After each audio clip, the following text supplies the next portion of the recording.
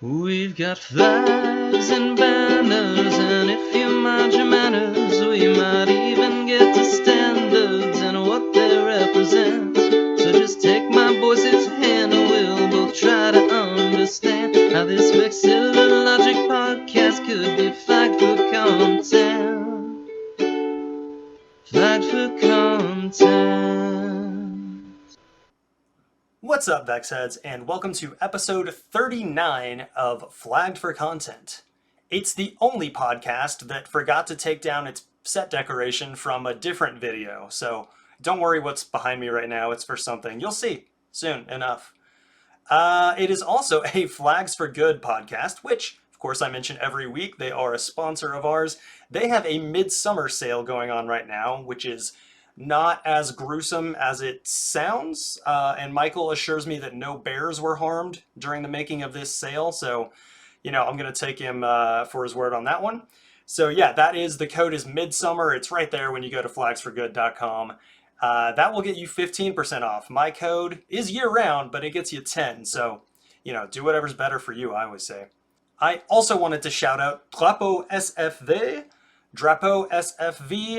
the French Vex Society. They won Season 2 of Fresh Flags, which is, if you don't know, is an Instagram game that is a lot of fun. A lot of people play it, a lot of engagement on that one.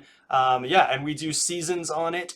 They walked away with the title they didn't miss a single one, and they got the bonus question right. So yeah, hard to top that. But at LT_Schroer, almost topped that. I think he was like 2 points behind or something like that. And then coming in third was NS_Flags. Go check out all those. Congrats to all the winners and everyone who played. Thanks for playing. So that is all the announcements for this one. We'll go ahead and get into the episode in a minute. I had the pleasure of having Mr. David Davis on the show this week. He is a comic artist, a podcaster himself, does a lot of illustrations, things I don't know. You'll hear it when we get into the episode, but he's a really fun dude to talk to. And he has a comic called Cosmic Dash, and in universe, there are different factions that have different flags. So we talk a bit about those today, and this episode is meant to be interactive. For listeners, go check out the show notes. All of the flags in question will be there. For viewers, obviously, you'll see them come up on screen, so that's not a problem. But we really would love interaction on this one. So hit us up on the socials. We will drop them near the end there. And they should be in the notes as well. And there will also be a link to the comic that David wrote me into and then violently out of. You'll have to see what I mean by that. That will also be in the show notes down below. So check all that stuff out. I won't waste any more of your time, though. Let's go ahead and get into the episode with Mr. David Davis. Folks, we have yet another amazing guest for y'all this week. You know him from the Supernatural Selection podcast. You know him from another podcast, The Distraction Hole. And you know him as the guy behind the webcomics Cosmic Dash and RG Bots. It's Mr. David Davis! What's up, David? Doing well. How are you doing today? I'm doing pretty good. Can't complain. I am inside out of the Tennessee heat, so... I do really appreciate the abomination just over your shoulder. The head with the 3 legs. And then the 3 legs there, too. Yeah, I was going to say, I tried to have it both ways. A head with the 3 legs and then just the 3 legs. Mm-hmm. I'm feeling out which one I like more, Well, if you sit on that, your left side, then you could be the head in the middle of the 3 legs. Exactly. Yeah. There you go. I just go back a little bit. That's exactly it. Get a green screen for the bottom half. Yeah. That could work. We'll TikTok it as if I know how any of that shit works. Well, yeah. So, David, you are in California. I assume it's is it wildfire season, or are we normal? We're not there yet, but okay.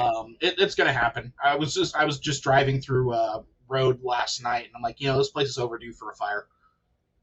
You can just tell.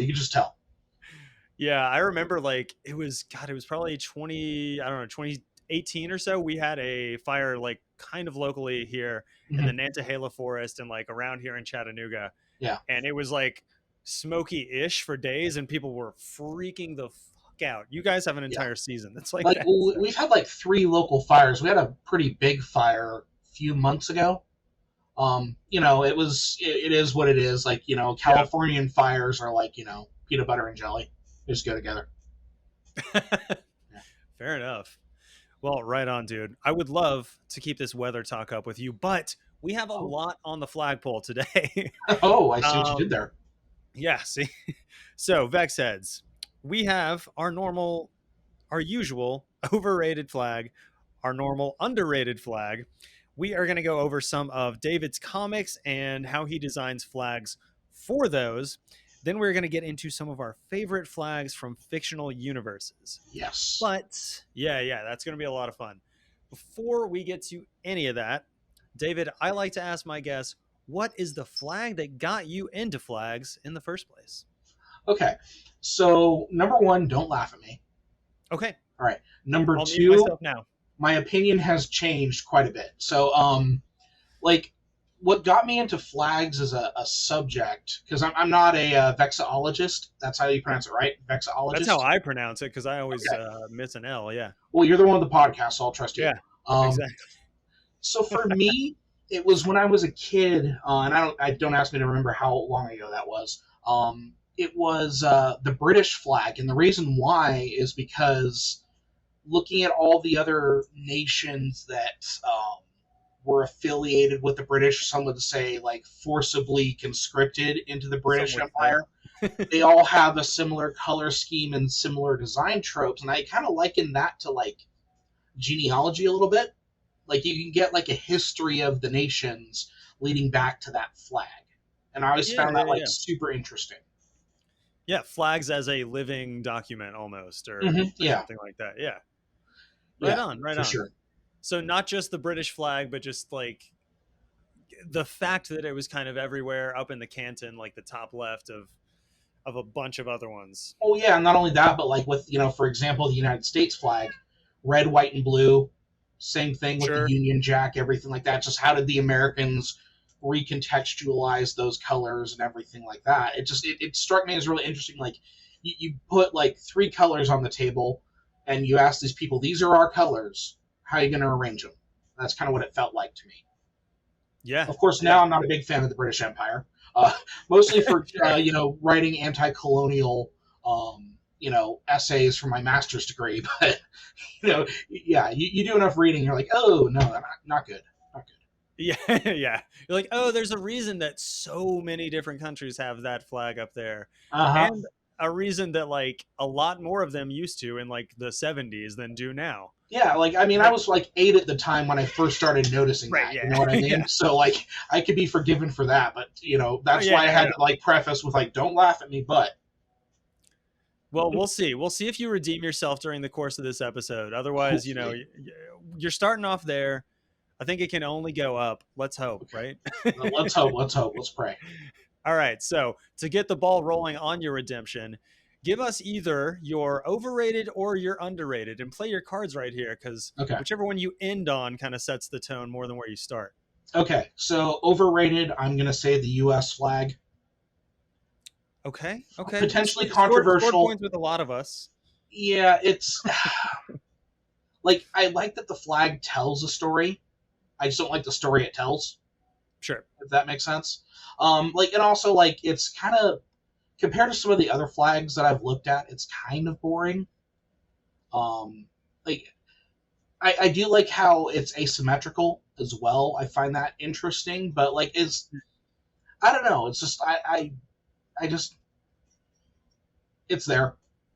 Yeah. So is it more about the design or more about like the ubiquitous nature of it? Just like I think it's been around for too long.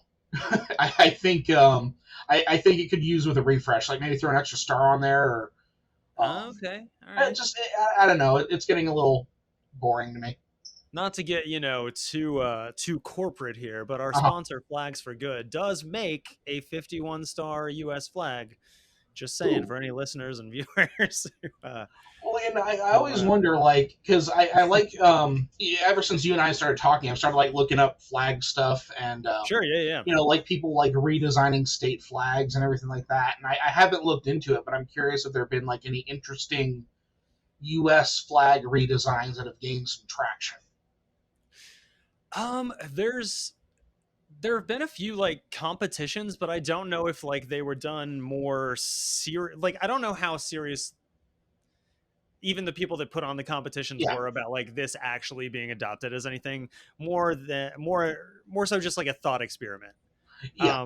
Like we had one of my guests, Brad Lockhart. He's an artist based in Washington State, Mhm. like pretty like close to Canada. And yeah, he submitted into one of those competitions. It was like an America the Beautiful was what they called the competition. And his design was like, it was a lot. It was like, there was the Purple Mountains Majesty you could see. There was like, it was above a fruited plain. So he basically took the lyrics to that and kind of like made it into a flag. Mostly competitions like that tend to devolve into getting like pretty political. Yeah. As you can imagine, like, oh, okay, now all the stars are like assault rifles or something. And Right. No, I was gonna say, like, maybe if they, like, threw like an eagle on it somewhere, but then again, eagles can be a little fashy, so it's like, I don't know, you're kind of stuck there. yeah, it depends on the eagle. It depends like Yeah. which way it's facing to And also like how angry the eagle looks. yeah. And like what it's carrying, is it just arrows, not an olive branch? Okay. All right. I hear you. Yep. Yeah, right on. Yeah, it's definitely, especially like living here in the US, definitely easy to say that the US flag is a little bit overrated. It is a little bit everywhere. It is a little bit, it's like it doesn't quite meet the design standards of like what technically makes a good flag. It's also so commercial, mostly because what people are doing with it. Like, it's one of those things where it's like I don't see a lot of other nations having their flags like sold in stores or being Right. like popped onto like t-shirts and shorts. You know what I mean? Yeah, I think it's also like, so it's probably the people who like use the flag in that way that have probably soiled it for me. Yeah, I think that's what it is for a lot of us, because like I share your opinion on that. It's definitely been like co-opted by a certain like portion of the population that use it in a certain way, or it's just like adjacent to them while they're making certain points that like to me are fucking abhorrent. Yeah, and then the other thing is like and the disrespect, for supposedly like a sacred symbol of the United States, the usage of it, like putting it in the back of your truck or whatever. Like, because here in California, we have a lot of that. We have a lot of like yokels who will like take the flag, put it in the bed of their truck, and like stream down the highway in their diesel burner, right? And it's like, it's like, what about flag code? What about flag code? Like, I don't really care about the flag that much, but even I admit, like, flag code is kind of important because this is a symbol. So, I don't know, man. I don't know. I'm a very complicated person in regards to that flag, I guess. Yeah, I mean it's a loaded symbol, but it does speak to how important flags are. I mean, like I have sitting next to me right now a book called "A Flag Worth Dying For," and like there are a lot of them that people are. I mean, it's the most common like form of propaganda when you see like any kind of like recruiting for the military. Like, what do you see? You see like the U.S. flag waving like in the background, or like not in the background, but like it's like transparent, translucent a little bit, and then there's like all this heroic shit happening. Like, and the other thing is like outside of uniforms on the battlefield, what's the symbol that's taken with you? What's the symbol you're supposed to rally around? It's a flag, right? That's there's expressions about it even. Yeah. So it's one of those things where it's like it becomes. I understand like the power of the symbol and everything like that. And, outside of the uniforms, it's that flag that's what everybody on the battlefield rallies around. Yeah, think about the most all right, really quick. Think about a photo of American soldiers being really heroic. You're probably thinking, I don't know, at least 7 out of 10 times of like Iwo Jima. Like I probably could have worded that better if I had thought of this beforehand. But like when I think of like a photo of soldiers being heroic, it is Iwo Jima. There's a monument to it in DC, where the actual like the flag part, I'm pretty sure, is an actual flag. Like the rest of it's like bronzed or whatever, Yeah. and the flag part is a flag, if I remember correctly. Anyway, it's been since 5th grade, I think. But yeah, I mean, it is definitely a powerful symbol in that regard, and for better or for worse. Like I would argue, like in World War II, those pictures, like yeah, like that was a time worth rallying around the flag. You see, Yeah. like the ticker tape parades in New York City in 1945. Yep. Like, sure, right. I don't like, know, right man. on. After Watergate, something changed about America, dude. Something changed. There's I read something, God, and I might even, like, if I can think of it, throw it in the intro or something, because I can't think of it right now. But I did read some article, at least opining on when the U.S. flag kind of got co-opted by a certain side of the aisle. Yeah. But there's a lot of us, like friend of the show Tara Stark, who designed the Keystone flag for Pennsylvania. Like there's a lot of us that are pushing back on that. Her way more than me, but I just talk about it a lot. Yeah. But yeah, because shit like that should not be co-opted. You got to reclaim stuff, just like you got to reclaim language a lot of times. So Oh yeah, yeah. Yeah. Anyway, so we've gone on and on about our flag. That's your overrated. So I would love to get your opinion on what's an underrated flag. Well, do we have time for two of them? We got time. Yeah, we'll Okay. go into two. If I don't like one, I'll just cut it. Oh no, that's fine. No, hey, that works. No, I'd never. The first one I'm gonna say is Saint Lucia. Which Okay. I really like. It's got a very super modern feel to it. Yeah. Like visually, it's a beautiful looking flag. It gives me Star Trek vibes. Actually, I could see that, the like triangle with a very like acute angle on it or whatever. Yeah. Yeah, and like the colors are great. Like the most dramatic colors on there are that black and white. The blue and the gold are they're very nice, complementary, very very subtle. I really like that one quite a bit. Like I was going through like a entire directory of flags of the world, and like my eye like immediately hit that one. Yeah. Yeah. Yeah, as it will, because there's not too many that have like that light blue field, at least for most of it. There's like Argentina has like a stripe at the top and bottom of light blue, and there's a few other, ones like that. But yeah, as far as a light blue field, there's like Somalia, Micronesia, a few others, but yeah, and then they don't have that gold. Also, like the flag is also an island in itself, right there, because like the blue is the ocean. That symbol there is an island, so it kind of works double duty for that nation. I've never thought about that. Yeah, no, it's cool. Like I love it. Like when you can look at something and pick up on something like that. Yeah, absolutely. So that's the first one. Okay. The second one is the flag of Nepal, and they're just doing things different, and I really appreciated that about the flag of Nepal. The fact that it's a non-standard shape for one. The only that's all right. The only non-quadrilateral flag, I believe. And I think this is what inspired my question when I joined your Discord of like, what's the difference between a flag and a banner? Because I could see this as like a banner. Because it's yeah. So yeah, that was my question there on that one. Yeah. It definitely has hints. And I'm not even the guy to talk to about what's the difference between a banner and everything. Yeah. I've learned a lot since starting this show because people are quick to, as you know from hosting a podcast, I'm sure, like, yeah, people are pretty quick to like jump in and be like, oh, hey, actually, like this is the what that is. I do know a little bit more about banners now, but yeah, it's definitely a non-standard shape to the point where like I have like this bunting you can see, at least the viewers can see, and you can, around the top of the room here, and the Nepalese flag here it's just like a big white rectangle, and then they kind of slapped the flag not even as big as they could, and not even as centered as they could, really. Just kind of on there. So it does get a little bit of a disrespect, I think, in that regard. Yeah, I think we should pursue more non-standard flag shapes. Just go for it. Yeah, absolutely. Go for it. Like, make that part of your identity as well. Yeah.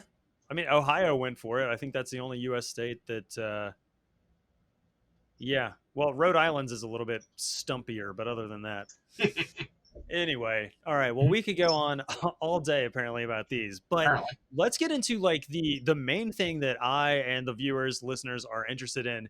So, give us kind of a little bit of background on Cosmic Dash, RG Bots, like any and all comics that you do or have done in the past. I imagine there's Yeah. multiple. Um, just a little background on like kind of you as a comic artist and those comics just in general before we get into the flags. Yeah, I've been cartooning for a long time now. I've lost count. Like I technically started during high school and I graduated in 2005.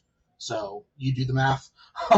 Probably close to 20 years now, I think. Yeah. Yeah, yeah, close. Yeah, which is it makes me feel very sad to say that. No, but like I've had this character Dash since before high school. Shortly after high school, I started putting together a web comic, rebooted it a couple of times. We're on the third incarnation now. And we've been on that since like 2011 or so. And Cosmic Dash, science fiction adventure series, just basically the kind of stuff that I want to read. And, I devour science fiction. I'm a Star Trek, Star Wars nerd, everything like that. And it's just I want to do my own version of that, and that's what I've been doing. And it's not just the comics, but there's like a couple novellas, short stories. I had a friend who produced a radio play with characters. You were in one of the short stories, and you died. Yes, I killed you. I didn't die. I mean, I was brutally murdered. Yeah. Okay. At least by the author. Yes. You were incinerated, in fact. Yes. That's one of the things that I do is I just like to have fun with this stuff. So, like, if I know someone and I want to, like, have something happen to somebody, I'll just throw them in there. Usually I'll ask first. I think I asked if I could kill you first. You did. And I was fully prepared to, like, take you to task for this. But then I remembered, I signed up for this. Mm-hmm. This was always going to happen this way. But, I will say my character lasted longer than it was the longest living character in that story. Yes. But yeah, so Cosmic Dash, science fiction, like it's kind of like got that space opera, space adventure feel. I have it set against like a political backdrop of the Cold War.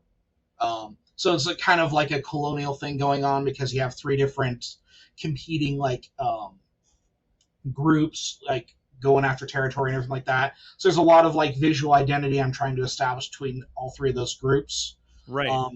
The other comic you mentioned, RG Bots, that's just a comic strip that I do about cute robots saying terrible things to each other. I need to get back on doing that one. Because I was originally posting on Twitter, and then Elon Musk took over. So now I have to do everything from Twitter to a website. Very, very tiring, and I don't work on it nearly enough. So it's one of those that's on like my constant list of things I have to do. But yeah, I've done a lot of comics, a lot of indie projects. I do flat coloring for people, and then I also did some work for Nickelodeon for SpongeBob SquarePants comics. Few stories there, and then the magazine went under, which, like, I don't know, maybe it's my fault. So I mean, let's assume. Yeah. Let's assume that I killed SpongeBob comics.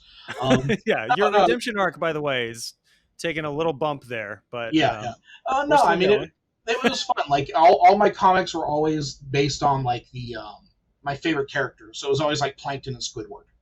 Yeah, those are my favorite SpongeBob characters. So I can definitely relate to and appreciate the hell out of that. Like, I mean, just what you said about like making the comics that you want to see in the world, for lack of to paraphrase you there. That's pretty much what I did with this show. I was listening around. There were a few flag shows out there, but they either were kaput completely or just like only posted very intermittently or were in a language that I didn't speak. And so I was like, you know what? I'm going to just make the flag show that I would want to listen to if I were me, and I am me. And kind of went from there. Sounds like a lot like you did. Yeah, it's just you do what makes you happy. You know what I mean? And I want to tell stories about aliens, and I made the aliens animals because that made them easier to draw and come up with. And it's fine. People like it, so I'm good. And I'm just mostly Yeah. just for me. Yeah. Yeah. So, one thing that you said during that I wrote down here so that I wouldn't forget it like I normally do, Hmm. um, was you're talking about, so you have to establish, like, there are these different factions Hmm. and you have to establish a visual identity between different groups. And I Hmm. imagine part of doing that, especially in a sci-fi setting, a conflict kind of setting, just in general, I imagine part of that is flags and or banners. Yeah, exactly. So I actually I have some of those banners now, actually, or those flags, I should say. So Ooh, okay, should okay. I go ahead and upload one for you? Absolutely, yeah. And for a little tiny peek behind the curtain, I have not seen these. This is going to be the first time that I've seen these. So, Well, and this is also partially why I really wanted to do this, because this is me like dipping my toes into the design a little bit more, because I had the symbols for each faction, but I didn't really like flesh out the flags until a few weeks ago. sure, yeah, Yeah. So I know we'll how go. that goes. So like for storytelling, because I think all flags tell a story. I'm going to start with the first flag, storytelling wise, and then Okay. get your thoughts on it. And then I'll explain a little bit about the context. Yeah, yeah, yeah. And we have, ooh, okay, all right. And also for our, we have a lot of people that listen to it just as a podcast, just as audio. So I'm going to give a brief description, if I can, Hmm. of it as well. All right. So we've got a lot going on here. It's mostly red, mostly different. I'd say 3 different shades of red. Um, Picture a pale, as far as flag design goes, a little like Vanuatu, South Africa. It's not quite that, but it does have kind of lines coming in from the top left and bottom left that then form into a more solid white line that goes through the middle. There's like a big red disc that takes up like, I don't 95% of the like height, and then it's like shifted toward the hoist with what I assume is like it looks like a rocket going around a planet. Hmm. Hmm.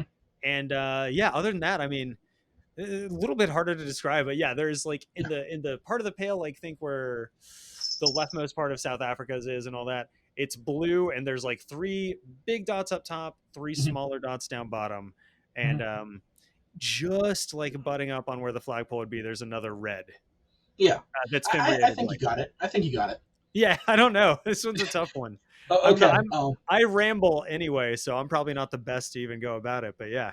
No, I mean that's fair. And I think one thing that I want to point out is that the rocket ship that's coming around the horizon there, if you look Yes. closely, it makes an F. Yes. Wow. Yeah. Okay. I love shit like that. Yeah. So this is the flag of the Federation. Um, Okay. so this is the so in the setting of the comic, about 100 years before the events of the current story, there was a large alliance of planets, and they go through a civil war called the Dividing War. So the Federation here is the remnant of that original government, Okay. and their term, or their slogan, I guess you would call it, is "Seek the Horizon," because it's about discovery and innovation and that sort of thing. That's why I have the rocket going around the horizon of that planet shape. So Okay. I don't know how clear Yeah. that comes through on that. I mean, very. Now that you Okay. said, yeah. So with the Federation, their main colors are red, and red is usually reserved for bad guys. I don't think there's any such thing like in a good space opera series. I don't know how like I don't think like the red and blue good versus evil dichotomy is always the best thing to follow. So like even though like in the comic right now we're following like a group tied to the Federation, I think part of me subconsciously went with the red because I want to introduce the idea that like, well, maybe there's something more to this organization, something a little like more like darker, maybe more sinister, and we're kind of starting to get into that with some of the stuff going on in the comic. So yeah, so like literally, or the way you would normally put it would be like shades of gray kind of thing, and Mhm. you've literally done like shades of red here. I like Yeah, that. There's at you least know, 3 of them.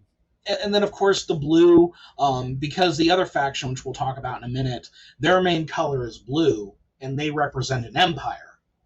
But I kind of like the storytelling going on here in this flag of the blue remaining in this, to show that genealogy and that common link between those two different factions. And I can like point at different parts of the flag and probably like suggest like, because this is me still kind of workshopping the idea in a lot of ways. But like for example, with the star field made up of the blue, you got the three big circles, you got the three little circles. Yeah. I was thinking of those as like the founding planets of the Federation and that sort of thing. So that's the idea there. Are there 6 of those total? Yeah. Is there any significance to the difference in size between the big and small ones? From what I was thinking is, some places are planets, some places are moons.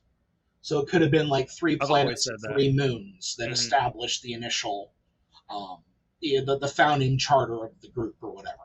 Gotcha. I do like the fact that they're mirrored anyway. Mm-hmm. So is there any significance to the red that's like very close to the hoist, like where the flagpole would be? I think that was mostly me just trying to break up the design a little bit, but I also like the idea of like playing with layers, because this feels like it's multiple layers of things stacked on each other. You know what I mean? Mm-hmm. So I think part of it is like layers for me there, but also like it looks like something that like if you were to turn the Federation logo like 90 degrees counterclockwise, you can hang it very easily, and I think it would look good there too. 90 degrees. That's what I'm thinking. Basically turn the circle. Yeah. Right. Yeah. A lot of countries do that with a lot of countries that have like a kind of central emblem like that. Like it is like mandated in their constitution or their flag code or whatever they have that, yes, when if there's a special version of it meant to hang vertically, you turn that bad boy the right way. So in this case, like yours would still read as an F. As turned. I honestly, I'm interested in seeing a version of it without that little bit of red toward the very left side there. Yeah, and I can always come up with some sort of in continuity reason to do that, because I love doing shit like that. Like if I have to change a design, it's like, well, here's what's going on. I can do a little short story about it in the background. Well, right. I mean, like we said up top, like you're interested in, or even became interested in, or both like flags as kind of living, breathing, like document.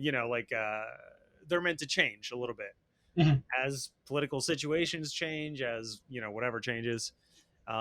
You can make changes to them as well. So, all right. So this is the Federation, and they're like broadly speaking the good guys. I mean, they're where we have the perspective right now. Okay. The aliens in the ship in the comic right now, they work in Federation space, and the thing is that they are working for a research company that has deep ties to this government. So there's some red flags there, right? Yeah, because I'm interested in like the relationships between corporations, colonialism, and government bodies. Even though it's a fun action comic about like aliens in a ship, I got to get my little political hooks into it. But you gotta like influence our children, exactly, like you libs like to do. Go on. But no, it's just I feel like I could come up with like a reason for every design choice made on here, and who's to say this is the final version of it? Like, based on what you said, I might take out that little red bit at the very left-hand side. I mean, it's interesting, like to just play around with too. Like, of the designers, like yourself that I've had on the show, that have had like flag designs get adopted in places, especially like they've gone through like so many different versions. Like there's one like Bellingham, Washington, small town in Washington. But he went through so many different versions of it before settling on the right one. And like, I think I'm sure you are not unfamiliar with that as a concept. So design iteration is a pain in the ass, but you gotta do it, man, if you want to get something that works. So in your Discord, like that you have for Supernatural Selection, which fans of this show may know Kevin Heyman from a couple episodes. He did like, I didn't call the first one Vexy Cryptids. It was like something about Boris Yeltsin in a beaver suit. Mm-hmm. The second one I called Vexy Cryptids 2, even though there was no one. Anyway, it doesn't matter. You guys have an amazing podcast about like supernatural spooky shit, Thank you. and a equally amazing Discord to match. And like, yeah, I've seen you've got a channel for like art in there, and I've seen you like start out with one idea. Somebody even in the Discord comes like, okay, like it might be cool if it had a little bit of this or whatever, and then you're like, okay, great idea, change it, do that. Okay, we finally get to the end result, and it's perfect in every case. I So appreciate that. yeah, it's meant to be a journey for Yeah. sure. Yeah. So I mean, again, like I'd be curious to come on another time with like updated versions of these. I think that could be cool. But let's go and move into the other faction. What do you think? Let's absolutely. Okay. So this is the flag of the Blastnot Empire. Okay. The what now, Empire? Blastnot. Okay. So like take the word blast and not, put them together. Okay. Blast Blast not yet, lest ye be blasted. The spelling is like BLASSNAUGHT. Oh. Yeah. Okay. Gotcha. So what do we think? All right. So, yeah, as far as a description, we have got a kind of, I guess, like almost picture a triband flag, a like vertical tribands. The far left one is a light blue. The middle one is a white, which has something in it I'll get to in a second.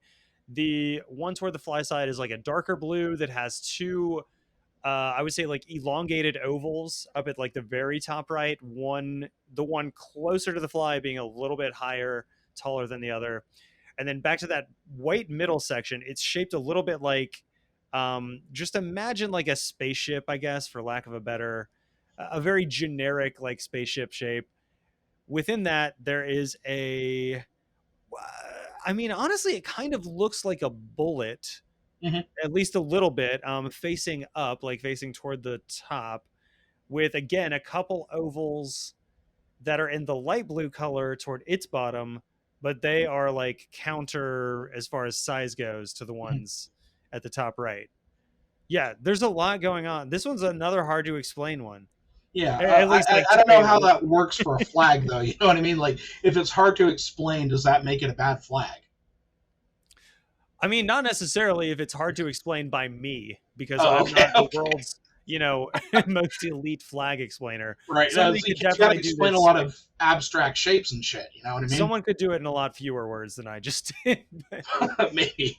But I will say, like, to your, like, broadly speaking, to that question, there is part of the, there's a pamphlet, a treatise, whatever you want to call it, like a few guidelines, basically, called Good Flag, Bad Flag. And one of them is, it should be simple enough for a child to recreate from memory. I think honestly, this probably does pass that test. It's just that like when you talk about it via words, it is hard to explain. But from memory, looking at it, I think a lot easier. Okay. Yeah. So this is the flag of the Blastnot Empire. They were originally part of that first alliance that like went into the Civil War. The minute humans got involved in this galaxy is the minute the Civil War happens, because there's a big colonial issue between these different groups, and the Empire kind of splits off. Now, the Empire is run by these aliens called the Blastnot, and imagine like a 7-foot tall combination of a rhino and a Komodo dragon. And that's this nation, that's this empire, and they have other races that are working with them and everything like that. But yeah, like a 7-foot tall rhino Komodo dragon looking thing. No thanks. Yeah, they're cool. I love them. They're very cool aliens. But and the idea is that they're very like I don't want to fall into like the noble warrior cliche of sci-fi, because it's not quite that, but they do come from a culture that was originally kind of nomadic. Their planet was very hard scrabble, and the flag also has some quasi-religious symbology to them as well. because that central object in the middle of that white stripe is the imperial horn. Now, Okay. their culture was matriarchal, and in their race, only the women get horns on their snouts. So it's like, All right. it's like the exact opposite of the rhinos, where the rhino males have the horns. It's the women who have the horns. Mm-hmm. And so, like, number one, you have this like large horn-like symbol to represent the matriarchal, the feminine power or whatever for them. But there's two inlaid gems there. This is where the Okay. religious angle comes in, because the founder of what they would become their nation was known as Ragna Two Horns, who was a warrior woman who had two horns, because normally they only get one horn. But Sure. she had two horns, and she kind of like built their nation. So ever since then, these two horns have been a symbol of the nation, and for anyone who's ruling, they wear that singular horn that has the two gems in it. So they wear the horn as one would wear like a hat, pretty Yeah, much, it's kind or of like a Pope hat, but with like those okay. two. Okay, yeah, that's Yeah, what I was getting at. I was like yeah. vaguely from the shape, but mostly like, yeah. It wasn't until you said like the gems or the jewels that are on it that I Mhm. started to kind of see like, okay, I get where this is going. All Yeah. right, So so then that's it's the central element. yeah, Sorry, go on. yeah. So and then the three shades of blues, because I don't want to do like singular shades of anything. It was kind of like an arbitrary decision. I can't tell you if I have a reason in universe for it yet, but I'm sure I'll figure something out. And then as for the other two like large ovals in the corner, Yeah, again, it's just repeating that iconography of the horns, that dual pairing of the horns. gotcha. And then also like maybe it might be symbolizing the unity between the blast knot, and then there's another race that works with them called the Gower, and they're like, imagine like gorilla people, and that's basically what you get there. So like two big burly kind of races that have like palled together to form this empire, and that's I assuming what I might do is I might change the color of those two ovals on the right hand side to reflect the two different groups. Oh, I like don't know yet. change Yeah, like one of change the them, colors. or Yeah, change them to be different anyway. yeah, Yeah, yeah. gotcha.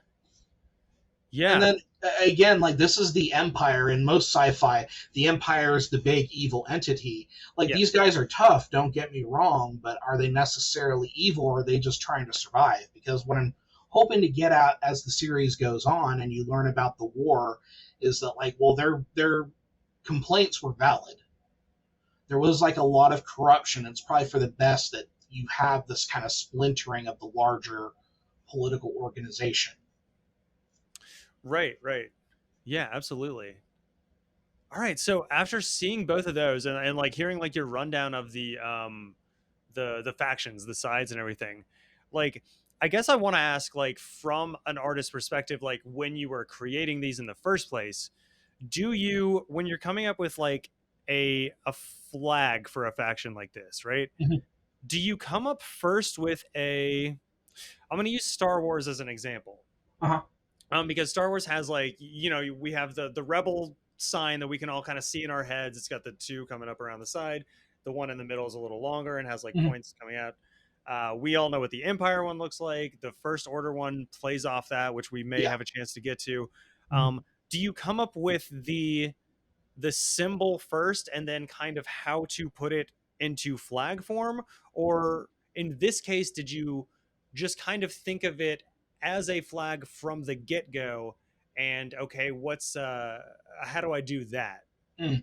So with the Federation, the first thing I came up with was their slogan, Okay. "Seek the horizon," and then that kind of influenced me. I thought of the idea of like, okay, what does a horizon look like? Do a horizon on a planet, it's curved. Then that led me to the rocket ship, and then I'm like, well, that kind of looks like an F. Okay, yeah. That worked. I would not And have even thought of that, but thinking the slogan first makes absolute sense here. Yeah, sorry, this is fascinating. Go no, on. no, no, it's fine. Yeah, and it's just again like the F is a little bit on the nose, but I appreciate that because like with the Federation, I want like 1950s, 1960s sci-fi aesthetic for a lot of it, Yeah. and I think something kind of goofy like that works. Whereas with the Empire for them, it was more about kind of coming up with that cultural symbol. And the minute that I knew the origins of that empire came from that figure with two horns, I tried to integrate that into like a symbol, and that's how I arrived at this. Basically, like it's if you put the Pope hat on a flag, that's basically what this is. Yeah. Okay, so you take like you kind of try to take the faction. Well, we'll call them factions in this case because they are, but like Yeah. whatever the case may be with one's comic, you take the faction and you kind of like distill it down to its in one case a slogan, in one case like its origin story, Yeah. and you distill it down to that, and then you say, okay, what's a symbol I can make spun off from that, or that reads that tells that story, I guess, in symbols instead of words. Mhm. And then after you've made that symbol, you make the flag, I guess. Yeah, and there's not a set process to any of this. Like with the third flag I can show you, completely different setup for that one. Let's go ahead and get into that one then. Yeah, so here is the As flag. a non-artist, I am so like what fascinates me the most about any of this shit is the process. So you might hear me geeking out a little bit. Even no, more, that's fine. I like to hear it. All right. This is the flag of the Cyclopasian Neutrality. Okay. I can already kind of sense what their vibes are. Mhm. So for listeners, there's a lot of green on this flag. Again, it's 3 shades of the same color. There's a theme here now. We've got 3 shades of red, 3 shades of blue, 3 shades of green. This one has like, I guess what you would call, for lack of a better word, like call it a big old C, like a big old capital C that kind of bisects the flag vertically into bits that way. I'm not gonna lie, the thing on the right looks a lot like a Pope hat with a play button, but or maybe like a rewind button, but only one arrow. That's a simplified version of that. And then it looks like the green on the side could have. Okay, maybe that's a ring, like a ring of Saturn that goes around a smaller planet, and then there's a moon in Canton that's purple. That I will say I do really like that purple and gold fimbriation.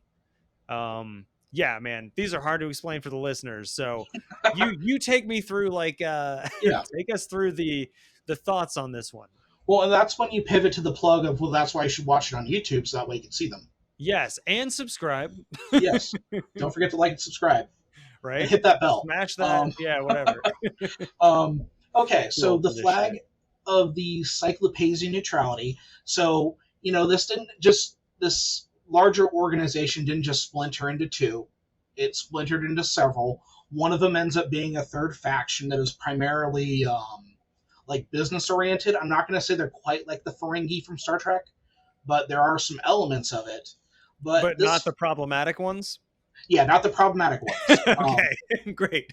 So it's interesting because there's a little bit of interesting psychology going on here with the origins of this group. So it's called the Cyclopasian Neutrality, and they are Cyclops-looking aliens. I kind of loosely modeled them after like Greek and Egyptian culture. Okay, they're very death-focused. Where you're going with this? Go on. But what they did is they partnered with a group of aliens called the Mantoid, who are very like insect-like. So the symbol in white is the symbol of the neutrality, and it's got a bug-like shape, like a beetle, like a scarab. But the little head element there, what you called a play button, is the credit symbol, which is the symbol of currency used. Okay. Yeah, it's like the universal currency, the credit. Right. Now, the reason why I paired the Cyclops with the insect, the Cyclopasians have a death-oriented culture, and there's a cult that's kind of running things behind the scenes in this faction, using investments to bankroll their cultish activities, and they worship a giant alien insect called Yatun Sargon. And they're kind of using the Mantoids as kind of a front also that the Mantoids kind of resemble their god is also an interesting little parallel. So there's this weird kind of relationship between the two. But as Okay. far as elements of the design flag, the green circle peeking on behind the horizon there, Yeah. that would be like the Mantoid homeworld. But notice above all is the purple, which would be the Cyclopasian homeworld. So there's Okay. a little bit of like in joke there for them. Yeah. So it draws them both in, makes them both feel included But on the one is flag. above the others. Sure, but also smaller. So Mhm. you could reasonably argue Yeah. one could. I'm not going to try, but yeah. Okay, yeah. Dude, yeah, that one's I mean again, like what you've done is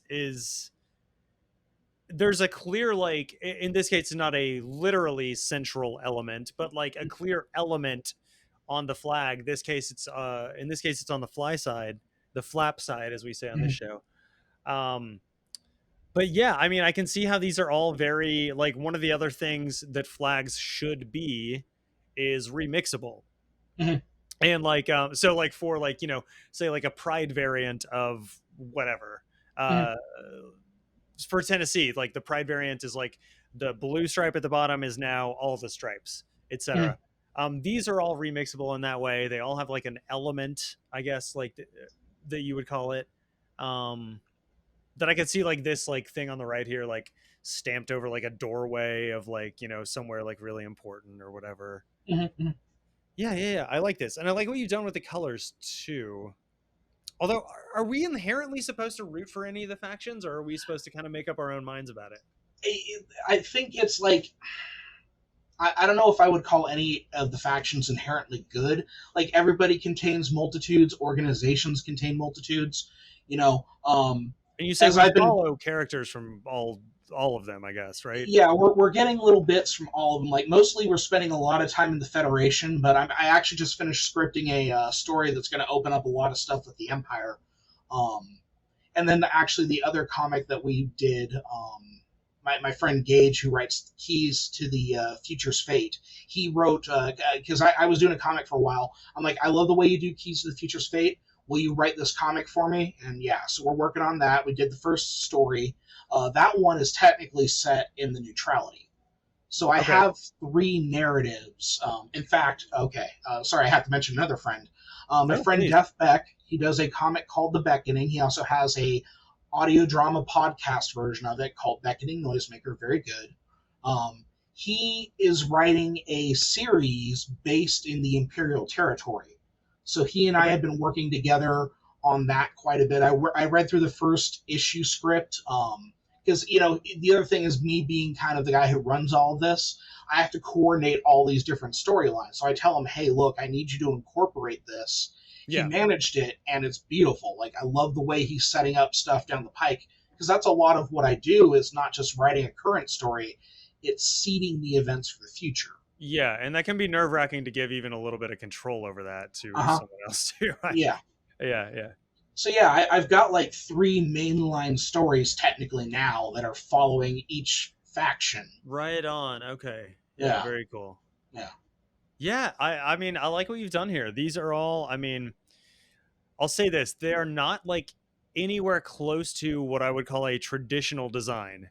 Oh. But what's close to a traditional design is traditional on Earth. And I mean that in the sense of like, I mean, yeah, exactly how it sounds. Mhm. There's like traditions on Earth. We have names for them. This one is a triband. This pattern is a bend. This is a saltier. This is, you know, um, but it makes complete and total sense to me that there would not be those same standards, those same like I don't know, like things to kind of fall back on Yeah. in this society that you've created for the comic and everything. Like Mhm. it makes more it would make less sense if they were based on Earth designs Mhm. than what you've done here. And yeah, I mean, I think that's to your credit because like it's hard to kind of get into the if I were doing this, and again, for the 10th time this show, I'll say not a graphic designer, not an artist, all that stuff. But if I were doing it, I think I would have a hard time helping being just like falling back on like these kind of like more Earth-based designs and being Mhm. like, okay, so it's like Vanuatu, but it has a thing here instead, or something like that. Mhm. Mhm. Um, yeah, I think you've done a very, very good job with these. I cannot imagine that that's easy. Um, It was tough because like what I had designed originally were the symbols for each faction, and yeah, the yeah, idea was that the symbols would appear okay, on right, different things, but I never right, sat down to actually put together a definitive flag for each faction. yeah, So yeah. yeah. All right, man. Yeah, I love this. Everybody, go check out Cosmic Dash. Everything, RG Bots. I know that's not this one, but you know everything Yeah. that David does. Let's go ahead and move into. Actually, you know what, David? Let's go ahead and take a commercial break before we get to the next part, where you've got two very exciting flags picked out for us to go Hmm. over. I wasn't aware you were so commercial. Well, you know, as I said earlier in this show, it's I'm selling out hard, selling out on this one. So, Yep. folks, we will be right back.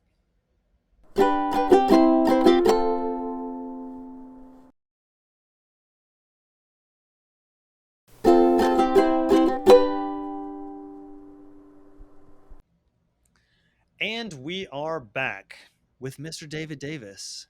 So, David, we have gone over your Cosmic Dash, your flags that you've designed here. Hmm. Um, but I think we'd be remiss if we didn't go over some famous, maybe not as famous in one case, but some somewhat decently known sci-fi fantasy flags that Hmm.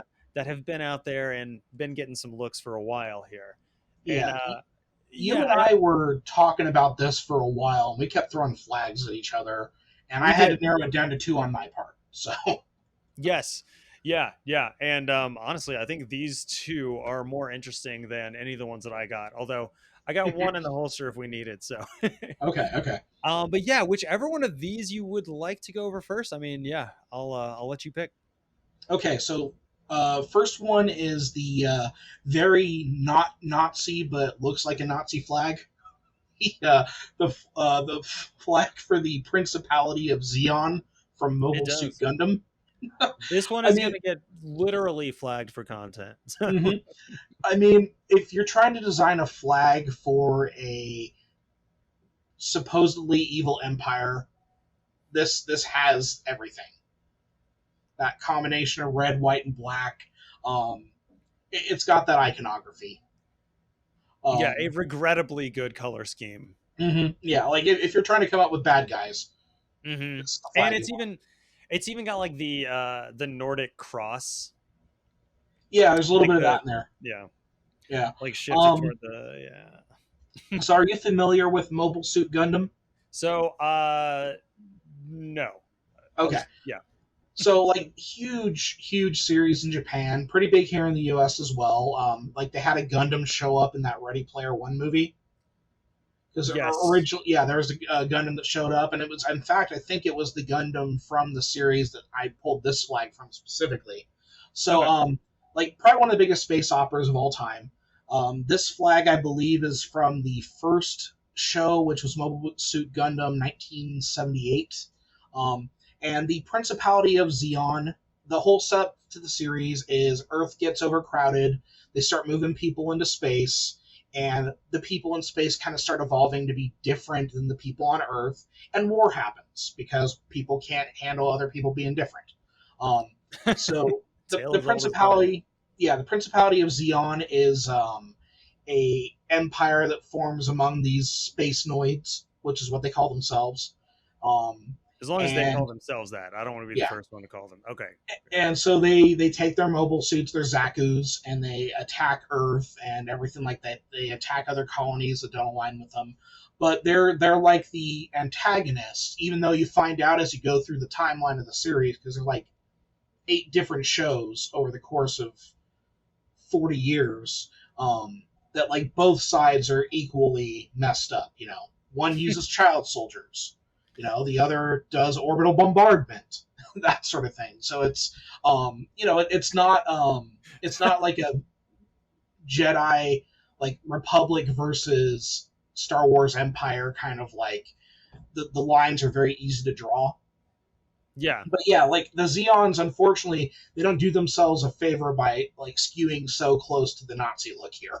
They don't do Like, themselves a favor with the flag for damn sure. yeah, like even their uniforms have this kind of like World War One imperial aesthetic to it and everything like that. So there's very interesting storytelling going on with that.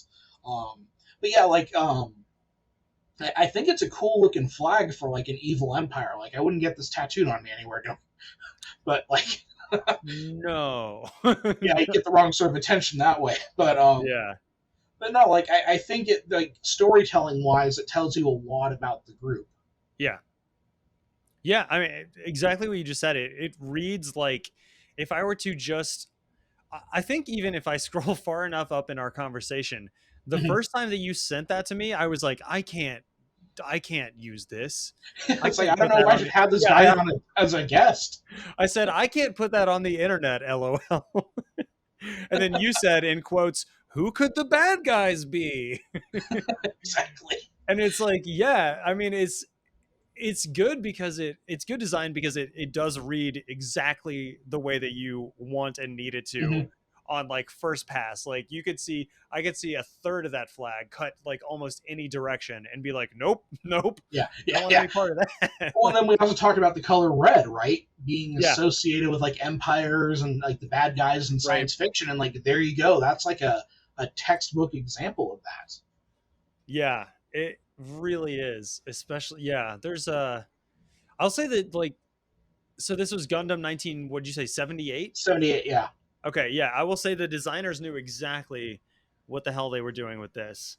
Yeah. Right down to the Nordic Cross, because like there were vague like neo-Nazi organizations that a lot of them utilize the Nordic Cross, which is fucking unfortunate because I love that as a flag design. Yeah, but, like it's a cool looking design, with the which colors, is the problem. Yeah. Yeah. But yeah, like if you ever get a chance, watch Mobile Suit Gundam. It's fantastic.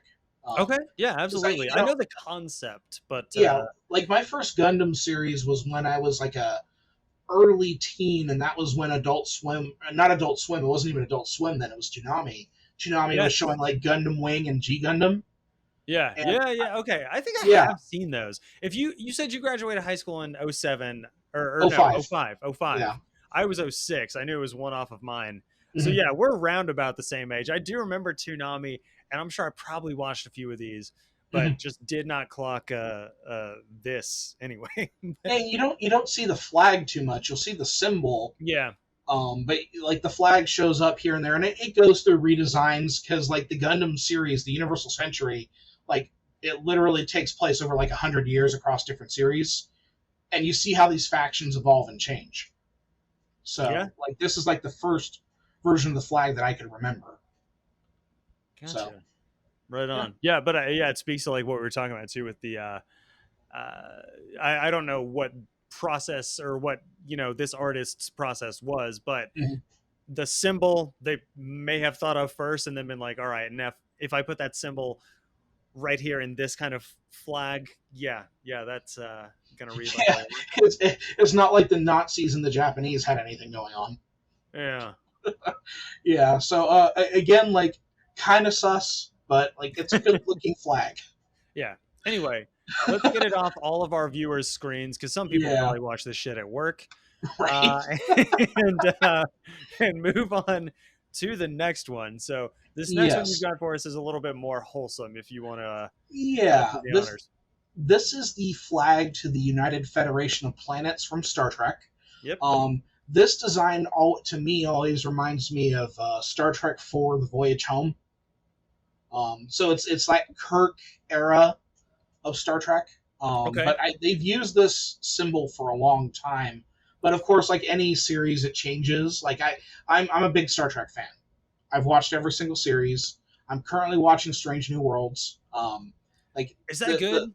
Yes. I've heard it's so good. Okay, yeah. My fiance won't watch it. I need to just like wait till she's you need out. You need to watch it, man. Yeah. She goes to sleep on the couch. I'll just kind of casually flip over to that probably next time.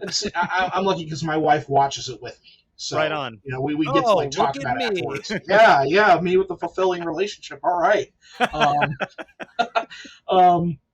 Anyway, so So The United spaceport flags again, stars, big iconography.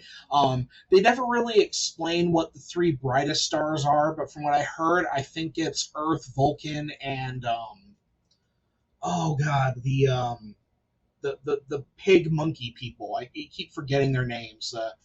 Tolarian? No, I don't remember. But I'm not a. there's yeah, but yeah, like at least Earth and Vulcan are represented there. But it's a ton of different things. I think like even the star layout matches the star clusters in the map of the Star Trek galaxy or whatever. Just Okay. again, like there's a lot of storytelling there. I like the kind of like imperial traditional like floral element along the side there of the circle. I don't know, like what do you call those? Laurels? Laurels, yeah. Yeah. And then even Laurel then wreath, like yeah. and even then just like it's blue it's blue with white text, United Federation of Planets. It's very simple, but like it's instantly striking to me. It's instantly striking, and it's instantly like it's obviously the UN flag, but a Mhm. future version of that. Yeah. Because like the UN flag has the same like laurel wreath going around the bottom. Granted, the UN flag is a little bit lighter of a blue, a little bit Mhm. actually more in line with the left side of your not the Federation, the Empire, the Yeah. left side of that flag. Um, but other than that, I mean, like, yeah, it's clear, like to flag nerds anyway, where Star Trek got this. It's like, okay, it's United Federation of Planets, United Nations. Okay, cool, same Yeah. thing. But at the same time, like, there's a principle in flag design. Like, I can't remember. I think I mentioned earlier briefly when talking about the Star Wars ones. But like, be distinct or be related. This is very much related to the Mhm. flag of the UN. So I have to think that like a viewer seeing this for the first time and like when did Star Trek was like The 70s, right? first season of Star Trek was in the 1960s, I think. Oh, was Like, it? Okay. yeah, Okay. Yeah. like I think it stopped airing in '63, The and then original, yeah. the original series, yeah. But also like you mentioned the UN thing that totally fits in with Gene Roddenberry's whole vision of the future, right? Um, Yes. yeah, because Absolutely. that's what he like. That's why he had Uhura there. That's why he had Chekhov. That's why he had Sulu. So yeah, like the UN vibes are strong here. Was But I like it it. didn't and this is like a very brief aside, but didn't Star Trek the original series also have the first on-screen interracial kiss in a like primetime or like a broadcast television show? I know that people say that. I don't know if it's necessarily true. I think And there's maybe like articles debunking that. Like there's other gotcha. ones, but like it's nonetheless incredibly In significant. any case, like it does speak to like Roddenberry's like you were already mentioning, Mhm. like his vision for just like this is what the future could and Yeah, fucking should be type thing. it's just interesting, optimistic guy, but very problematic in a lot of other regards. Oh, okay. I don't Yeah, know all that yeah. stuff. Once you really get into Star Trek, you're like, well, it's probably a good thing they Ah, moved Gene off of it. okay, Um, okay. I was not yeah, aware of. I was yeah, mostly aware of the good stuff, yeah. No, but but but but all that to say, like the UN would have been relatively new and fresh in people's minds uh, around the time that Star Trek was coming out. So like you can see clearly, like, all right, so there's on Earth here, we've got this vision for the United Nations. Let's basically just extrapolate out from that and say, like, okay, so say it was a successful experiment on Earth. Now let's make that yeah. bigger. Now it's a federation of planets, etc. And Well, that principle of design that you were just a telling little me, like, utopian, but yeah. well, that principle of design that you were just talking about, like, where they're extrapolating from, like, the same thing is happening with that Xeon flag. If you're going to design an evil Yeah. empire, you're going to pull from what was an Yeah. evil empire that everybody knew. Hmm. So it's the same thing. So both of these are extracted from like earthbound terrestrial political organizations, just applied to a sci-fi setting, and it works out really well. Yeah, absolutely. Yeah. All right. I think we got time to get into a couple more. Ooh, okay, all There's a right. couple that well, I was gonna say that I brought, but technically that you brought. Oh, They're yeah, ones that are 'cause- further up in our conversation, but nonetheless, they are ones that I wanted to talk about. And Mhm. it's only because we just got done talking about the one that we did, the United Federation of Planets one, that I think it's worth talking about this Futurama flag for dupe. You know exactly which one I'm Mhm. talking about, right? Mhm. Mhm. And jog my memory because I don't remember exactly, but what is dupe? I know the last OP, but Democratic Order of Planets, Democratic Order of Planets. Yes. or Democratic Organization Order of Planets, or something like that. Yeah. It's something repetitive and silly. Yeah. But It's I was gonna say I can post it again, or we can we can scroll up. Oh no, I'm having yeah. Let hard. me look for it. Yeah, we have a very significant message history now. There we Yes. go. There we go. Yeah. So yeah, worth talking about that one, and the viewers can see it on screen. The viewers have been able to see it on screen for a few minutes, Mhm. regardless of any of my dumb fuckery.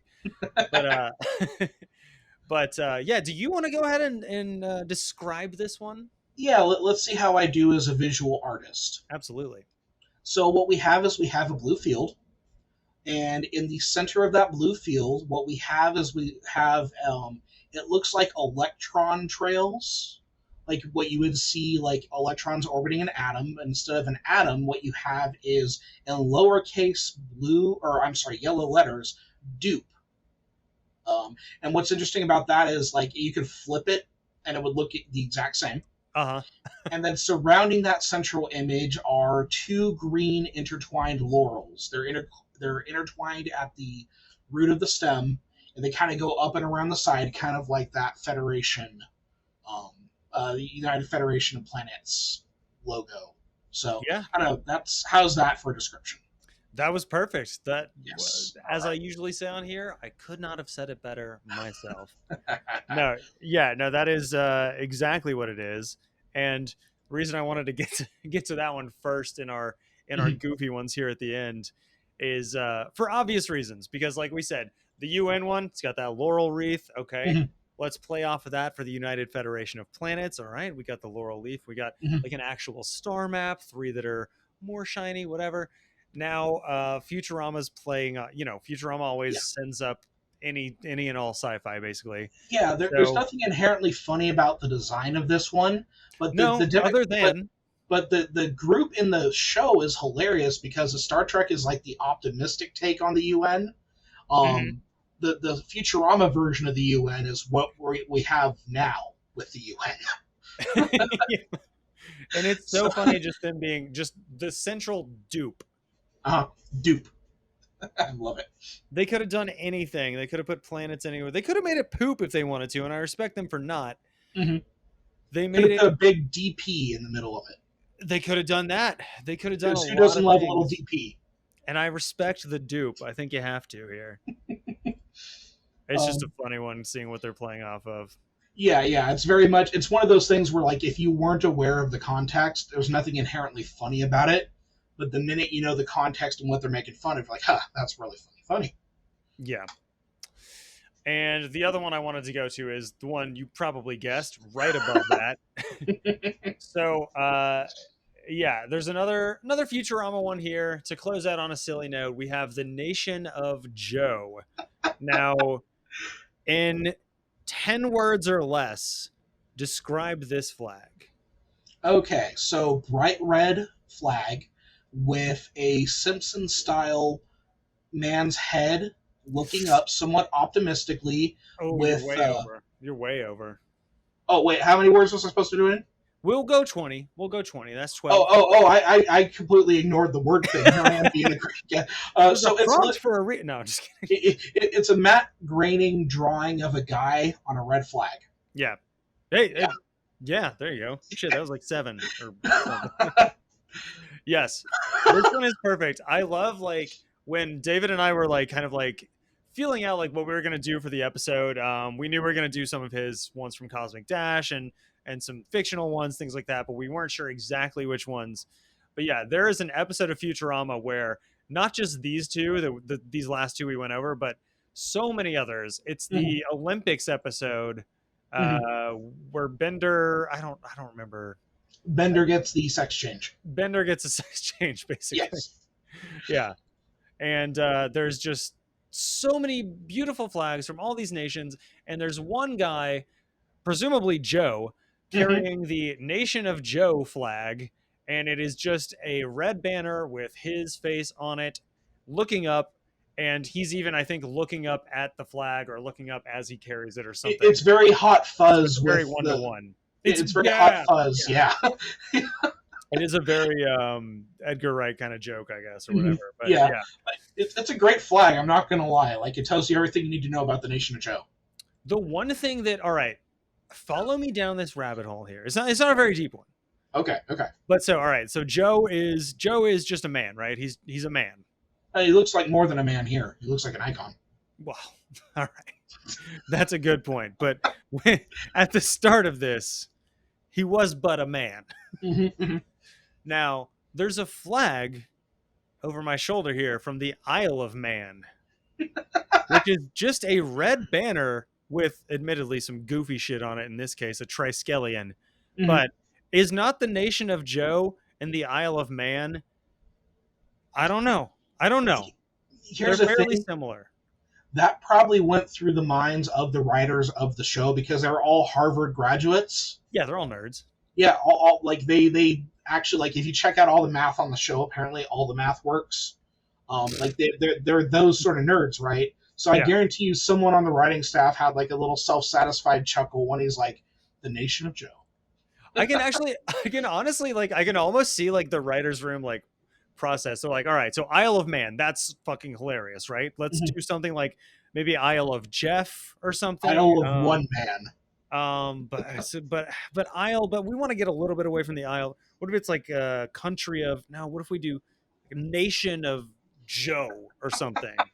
And it's just this guy named Joe, Uh huh. and he's the one, and he's the one on the flag. Yeah, Love I it. would love to be a fly on the wall for that writers, Oh yeah, yeah. for any of the Futurama. Futurama writers. I'm so glad Futurama's coming back. Oh my god, too, and they got like, who does Bender? Is it DiMaggio that does Yeah, Bender's? DiMaggio's back. Yeah. Yeah, they got everyone. Everyone, yeah. Whew. Mhm. Yep. Good news, everyone. Good news, everyone. Yeah, Futurama is coming on back, and I want to see many more flags when it does. Maybe they'll hear this and they'll hire both of us on to be consultants Oh, that'd be fun. That'd be on the great. next. Yeah, yeah, we're doing an Olympics 2. So it's every 4 years. We're Olympics 2. All right. Yeah, design some flags for that. But anyway, dude, we have to kind of wrap up here. It has been. Oh, I know.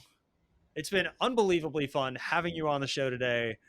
I guess, like, yeah, usual stuff. Where can viewers, not just you, but more importantly, like your comics, all your work, like where can they find that, follow that?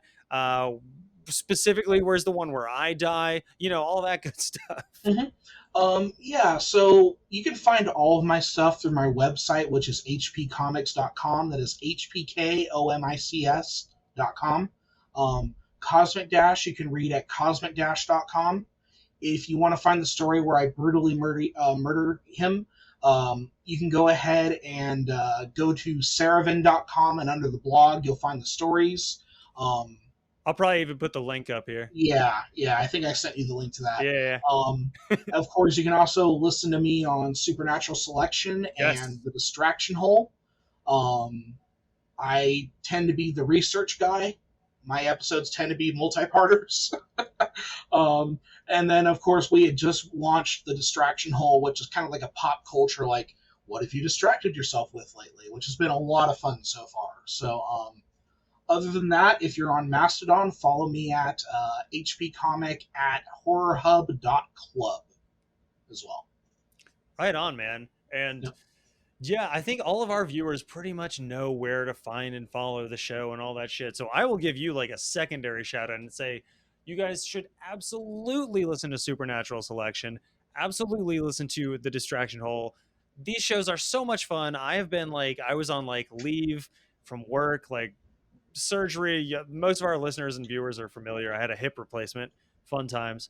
Mhm. And I listened to you guys. I even went back and listened to back episodes that I had already heard, but heard like 2 years ago. So they're kind of new in the brain type thing. like Supernatural Selection is one of the most fun shows that I've ever been on. In case you ever want to invite me back. Oh no, And, you're on the list, man. You're on the list because we got 2 shows now, right? So Yeah. you can come on for episode 2. Oh, I am good at distraction and good at never mind. Cryptids. Yeah, I was gonna say never mind. Cryptids. Anyway, you guys know where to find the show. You can search for us at Flagged for Content. We are actually coming up on Google searches now, which is exciting. Anywhere with an @ sign, we are at Flagged for Content, the digit, the number 4, and I think that's pretty much it. I think that's all I got for the show. I think only thing left here is to close it out, and I seem to have misplaced my notes for that. Uh-oh. Yeah. David, do you have anything that might help us out here? Well, you know what? In the words of a wise man, be excellent to each other. Very zen, very good. Wild stallions forever. Yes. Hell yeah, dude. Be excellent to each other. Thank you, David. Thank you so much. Thank you, Vexheads, for watching, listening, all that good stuff. And this episode, this show, have been Flagged for Content. Thanks for listening, y'all. All right, sweet. There we go. That was fun. And I'll cut it there. Yeah, dude. That was a lot of fun. Flagged for Content is a Flags for Good podcast. Go to flagsforgood.com for more info.